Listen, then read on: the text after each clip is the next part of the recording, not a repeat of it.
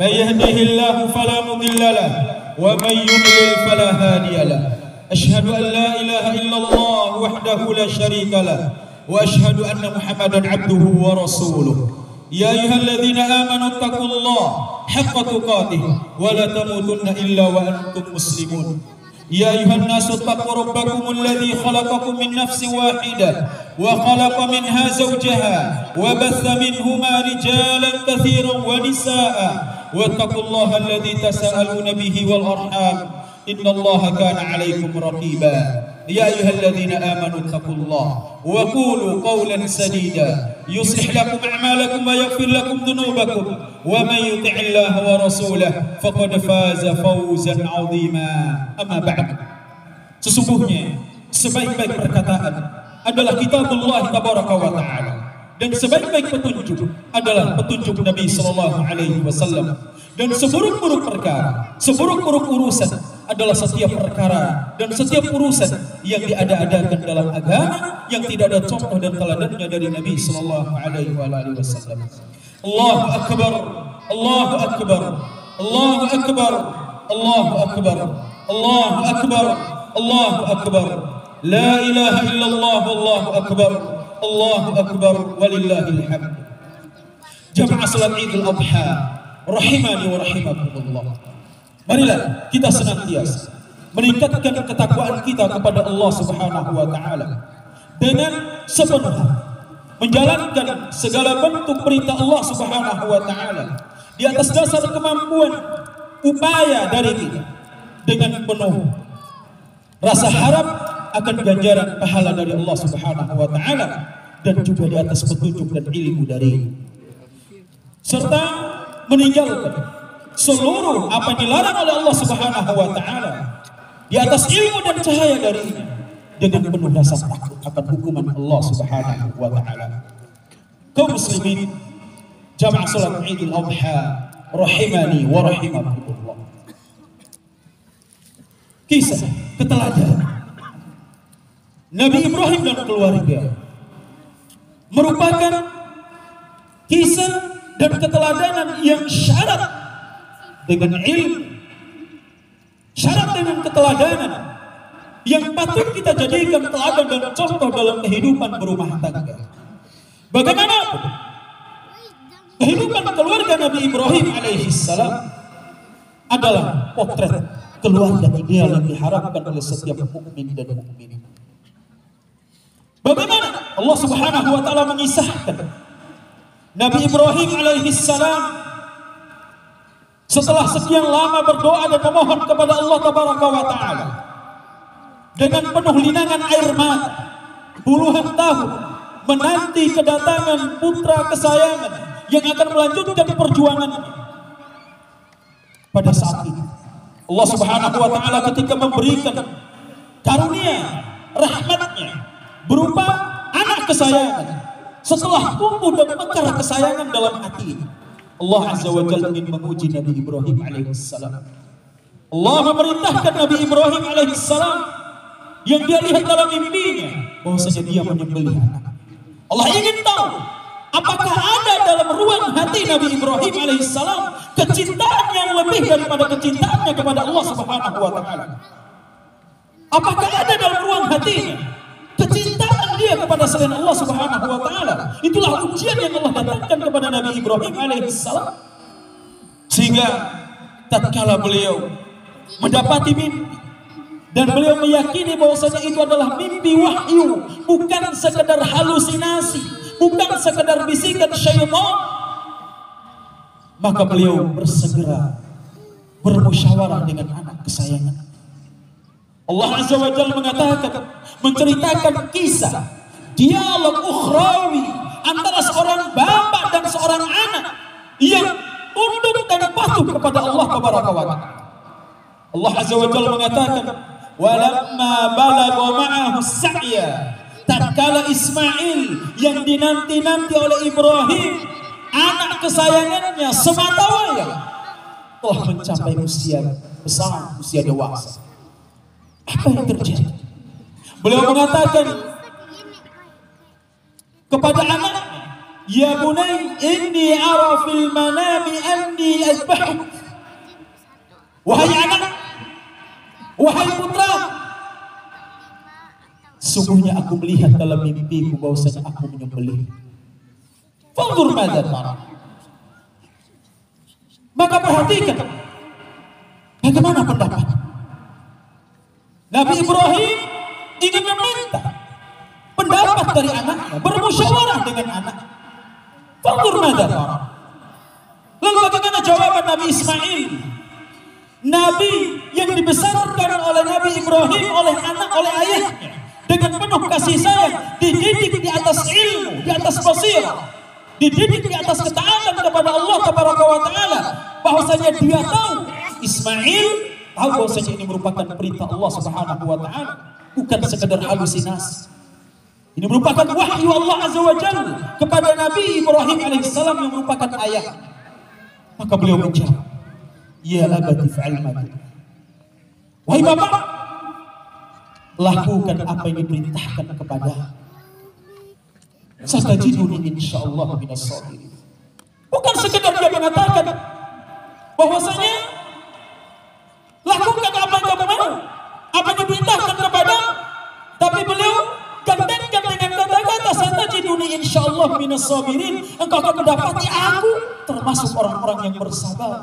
Untuk mengokohkan pendirian bapak, agar tidak ragu-ragu dalam melaksanakan dan menunaikan apa yang dari perintah Allah Subhanahu wa taala. Demikian ciri seorang mukmin, seorang mukminah yang tunduk dan patuh kepada Allah Tabaraka wa taala. Tatkala datang perintah Allah Subhanahu wa taala, mereka tidak pernah mengatakan sebentar dulu. Mereka tidak pernah mengatakan nanti dulu. Kenapa harus sekarang? Kenapa tidak nanti? Tidak keluar dari lisan mereka perkataan seperti itu. Begitu diperintahkan, mereka tahu itu perintah Allah Azza wa Jalla, bahwasanya setiap perintah Allah di baliknya ada kebaikan-kebaikan yang besar. Maka kita dapati bagaimana kekokohan Nabi Ibrahim dan Ismail alaihissalam. Allahu akbar, Allahu akbar, Allahu akbar, walillahil hamd. Kaum muslimin, jamaah salat Idul Adha, rahimani wa rahimakumullah. Bukan hanya dialog yang singkat ini, bahkan disebutkan oleh para ulama di antaranya Imam Al-Baghawi dan juga Imam Al-Qurtubi dalam tafsir mereka, bagaimana terjadi dialog ukhrawi antara seorang anak dan bapak. Ismail berkata, ya abad ishdud ribati hatta la aqtarib. Wahai bapak, ikatlah aku dengan kencang supaya aku tidak bergerak. Dia takut ketika pisau itu menyentuh lehernya akan berubah pikirannya. Maka dia minta kepada bapaknya, ikatlah aku dengan kencang agar tidak membuat aku bergerak. Waqfuf anni thiyabak, dan sing-singkan lengan bajumu dari hatta la yantadhiha min dami syai'un alaiha min dami syai', agar bajumu tidak terkena percikan darahku sehingga akan mengotorinya.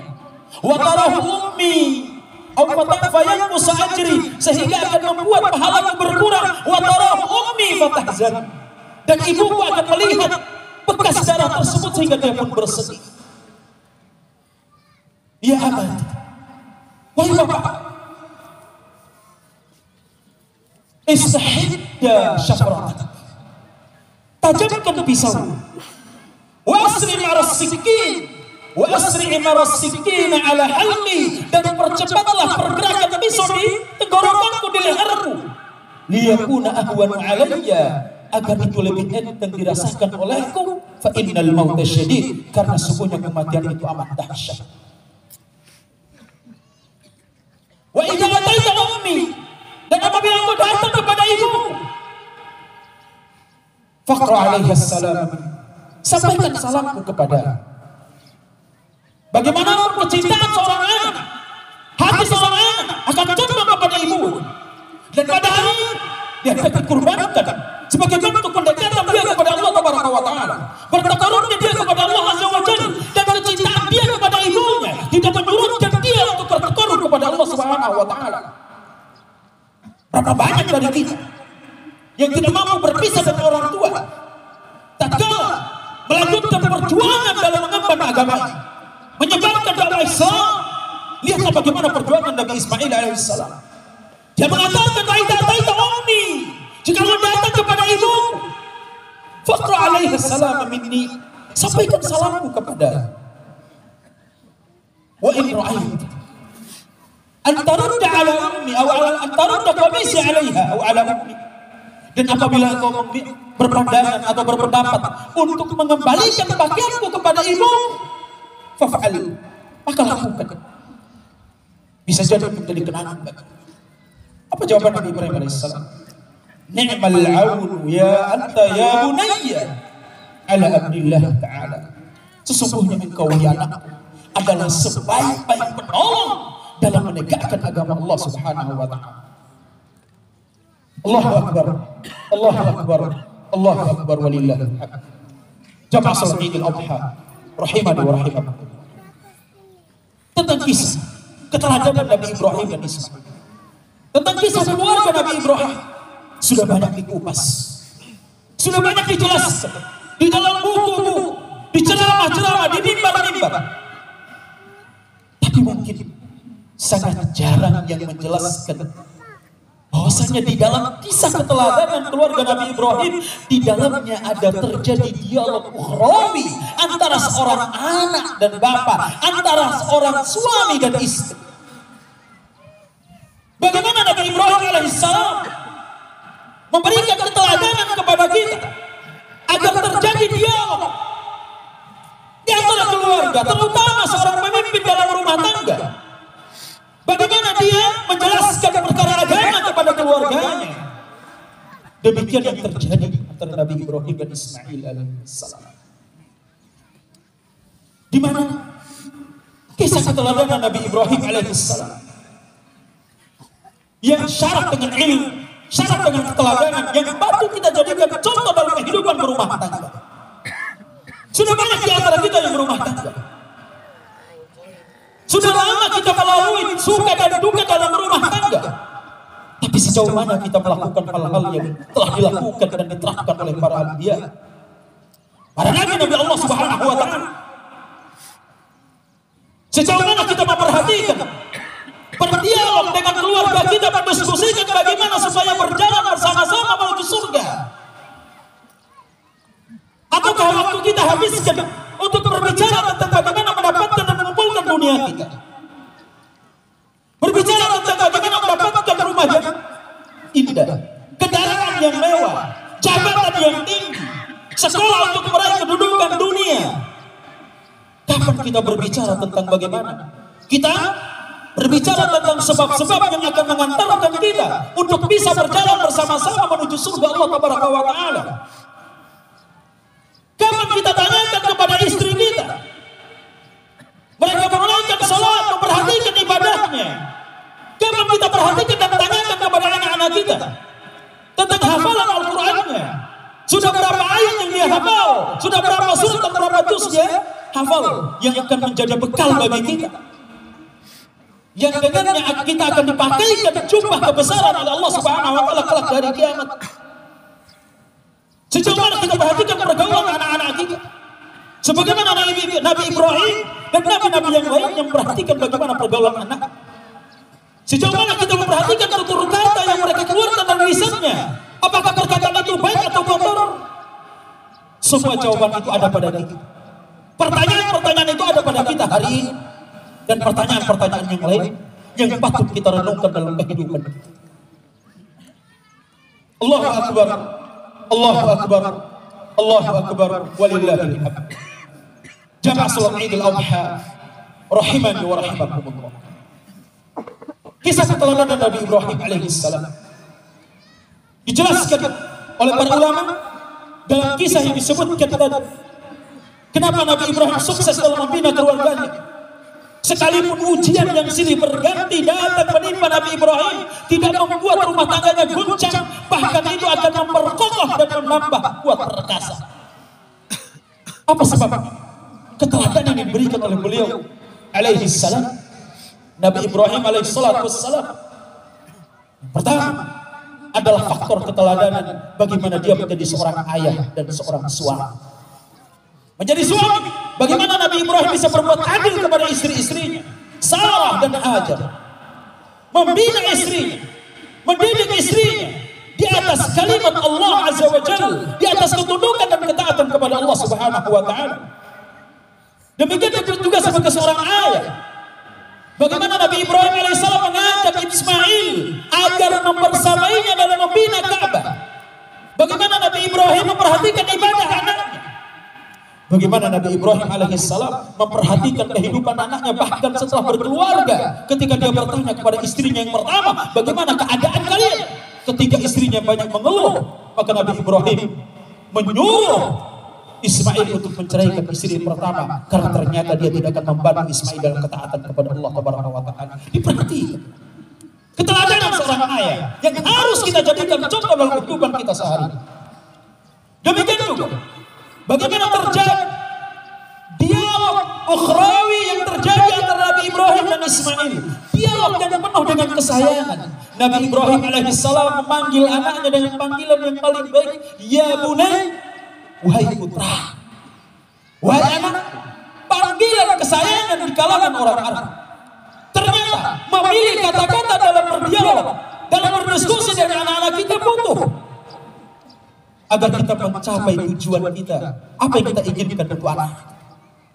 Demikian juga keteladanan yang diberikan oleh beliau, yang dicontohkan oleh beliau alaihi salatu wassalam dalam kehidupan keluarganya. Tatkala Ibrahim menanti buah hatinya begitu lama, beliau tidak pernah bosan untuk berdoa kepada Allah Subhanahu wa taala. Kepada yang belum diberikan karunia oleh Allah Azza wa Jalla. Perhatikan Nabi Ibrahim alaihissalam yang diberikan, dikaruniakan seorang anak tatkala beliau menginjak usia lanjut. Beliau dengan penuh linangan air mata berdoa kepada Allah Azza wa Jalla, Rabbi habli minas salihin. Ya Allah, wahai Rabbku, berikanlah kepadaku keturunan yang saleh. Jangan lupakan doa. Demikian juga keteladanan Nabi Ibrahim alaihissalam adalah memilih tempat di mana dia menanam benihnya. Dia memilih seorang istri yang tunduk dan patuh kepada Allah Azza wa Jalla. Kita tahu bagaimana ketundukan dan kepatuhan Hajar alaihissalam. Bagaimana kepatuhan beliau, ketaatan kepada Allah dan ketaatan kepada suami. Tentunya itu tidak lepas dari didikan Nabi Ibrahim alaihissalam. Banyak di antara kaum muslimin yang hanya mengedepankan kecantikan lahirnya dan mengenyampingkan kecantikan di dalamnya dari seseorang. Tidakkah kita perhatikan firman Allah Subhanahu wa taala, wala tankihul musyrikat, dan janganlah kalian menikahi wanita-wanita musyrik, wala amatun mu'minatun khairun lakum, dan sesungguhnya budak-budak wanita yang beriman itu lebih baik bagi kalian. Walau ajabatkum, sekalipun wanita-wanita musyrik itu membuat kalian takjub, kagum kepada mereka, karena kecantikan hati tidak akan tergantikan dengan kecantikan lahir, karena kecantikan lahir akan pudar bersama berlalunya zaman.